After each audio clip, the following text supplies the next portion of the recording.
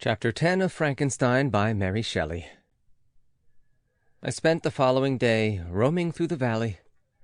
I stood beside the sources of the Aveyron, which take their rise in a glacier that, with slow pace, is advancing down from the summit of the hills to barricade the valley. The abrupt sides of vast mountains were before me. The icy wall of the glacier overhung me.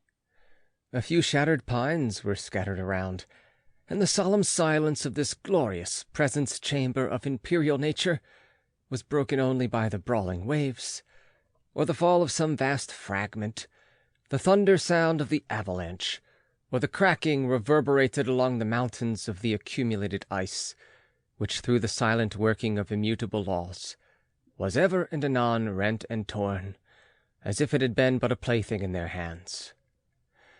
These sublime and magnificent scenes afforded me the greatest consolation that I was capable of receiving.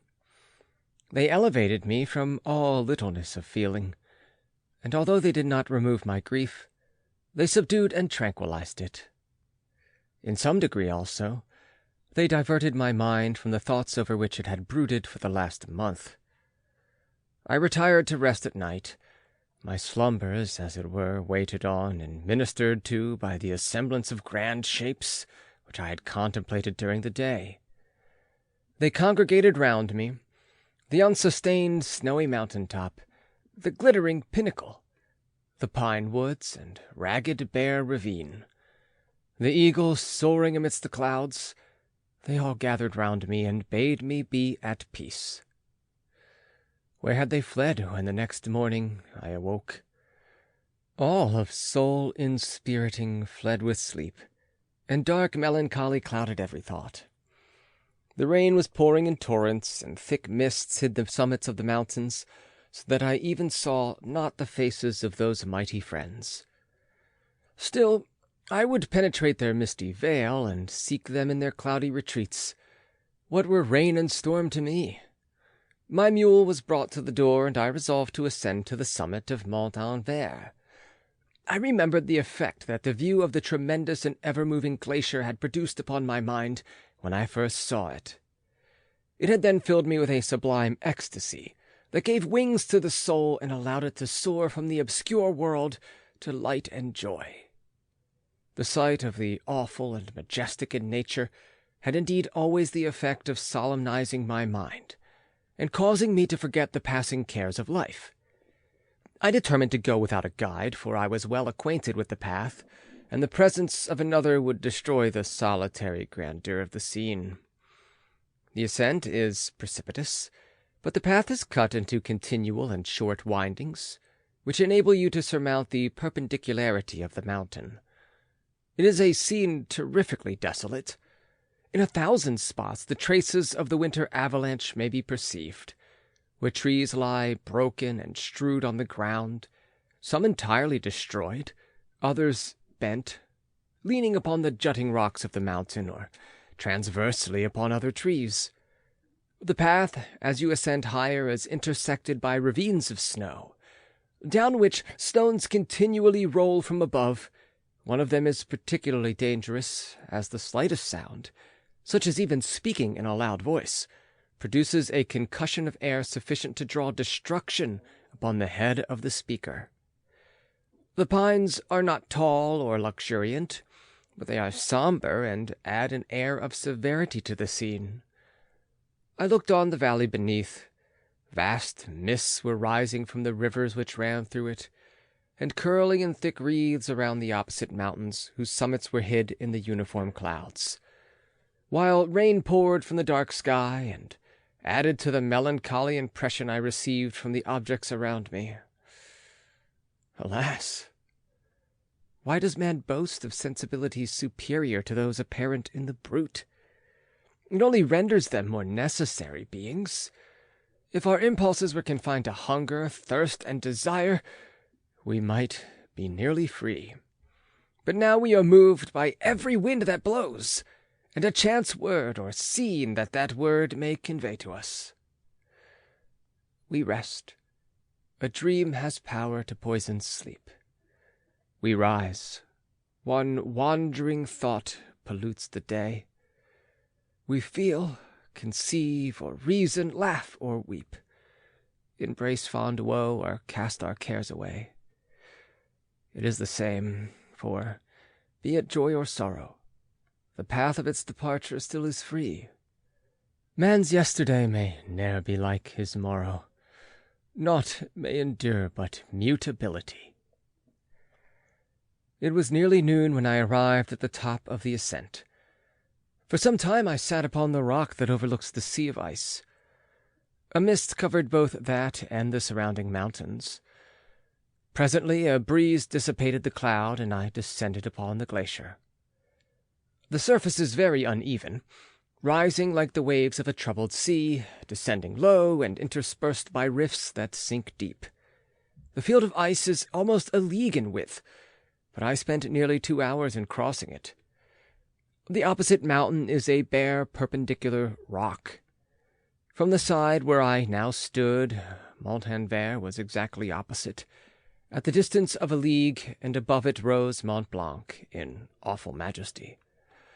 I remained in a recess of the rock, gazing on this wonderful and stupendous scene. The sea, or rather the vast river of ice, wound among its dependent mountains, whose aerial summits hung over its recesses. Their icy and glittering peaks shone in the sunlight over the clouds.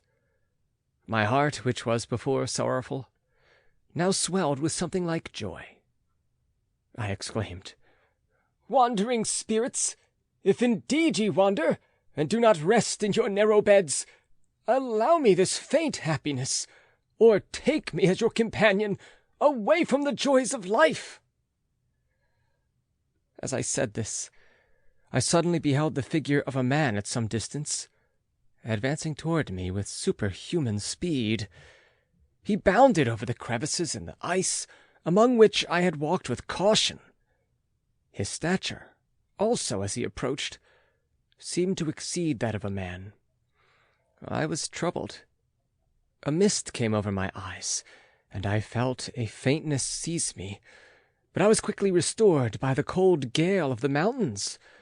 I perceived, as the shape came nearer, sight tremendous and abhorred, that it was the wretch whom I had created.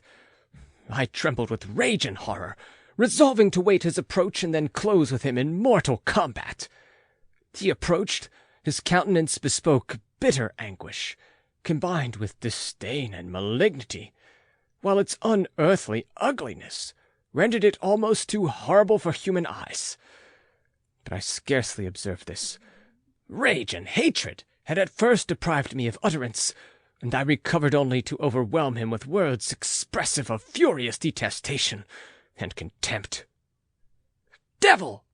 I exclaimed, "do you dare approach me? And do not you fear the fierce vengeance of my arm wreaked on your miserable head? Begone, vile insect! Or rather, stay, that I may trample you to dust, and oh, that I could, with the extinction of your miserable existence, restore those victims whom you have so diabolically murdered." "I expected this reception," said the démon. "All men hate the wretched. How then must I be hated, who am miserable beyond all living things? Yet you, my creator, detest and spurn me, thy creature, to whom thou art bound by ties only dissoluble by the annihilation of one of us. You purpose to kill me. How dare you sport thus with life? Do your duty towards me, and I will do mine towards you and the rest of mankind. If you will comply with my conditions, I will leave them and you at peace. But if you refuse, I will glut the maw of death until it be satiated with the blood of your remaining friends." "Abhorred monster! Fiend that thou art! The tortures of hell are too mild a vengeance for thy crimes.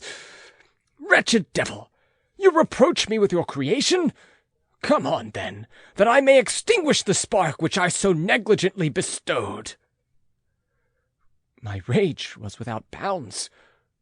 I sprang on him, impelled by all the feelings which can arm one being against the existence of another.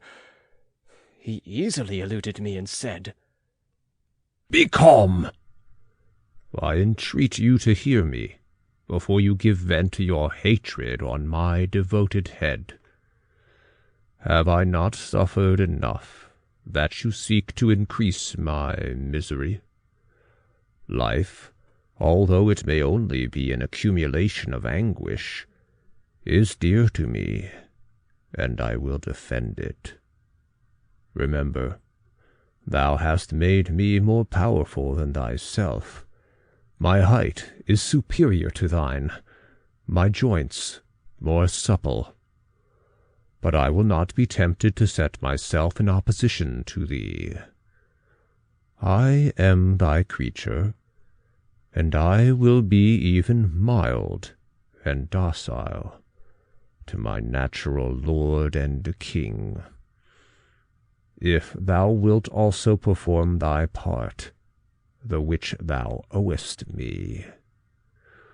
O Frankenstein, be not equitable to every other, and trample upon me alone, to whom thy justice, and even thy clemency and affection, is most due.